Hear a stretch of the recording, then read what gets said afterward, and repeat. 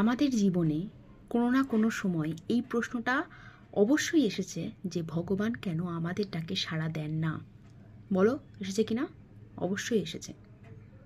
একটা কথা বলো তো, তুমি কি এটা জানো যে ভগবান ঠিক কতটা বড় এবং ভগবানের ঠিক কতটা ক্ষমতা আছে?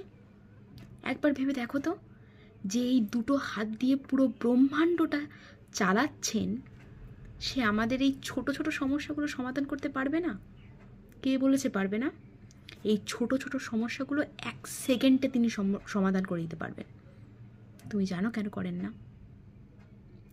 হয়তো আমরা যে সমস্যার সম্মুখীন হচ্ছি সেগুলো হয়তো আমাদের পাপেরই কর্মফল, নয়তো ভগবান আমাদের পরীক্ষা নিচ্ছেন, আমাদের ধৈর্যশীল বানাচ্ছেন।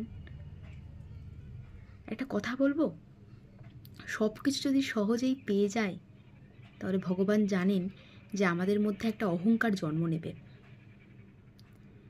তাই তিনি সঠিক জিনিসটা দেরিতেই দেন। কেন জানো? যাতে সেই জিনিসটার আমরা সব থেকে বেশি মূল্য দিতে পারি, সব থেকে বেশি কেয়ার নিতে পারি এবং সব থেকে বেশি আমরা সম্মান করতে পারি সেই জিনিসটাকে। আমাদের জীবনে কোনো কিছুই কোইন্সিডেন্সলি ঘটে না, তাই বিশ্বাস রাখো ভগবান সঠিক সময়ে সঠিক জিনিসটা ঠিক দিয়ে দেবে।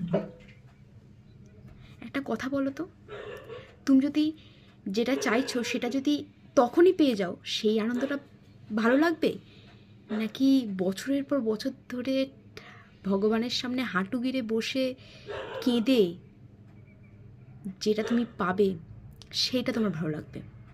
আমাকে একটু কমেন্টে বলো তো যে তোমাদের কোন উপহারটা ভগবানের কাছ থেকে নিতে সব থেকে বেশি ভালো লাগবে, আমাকে একটু বলো।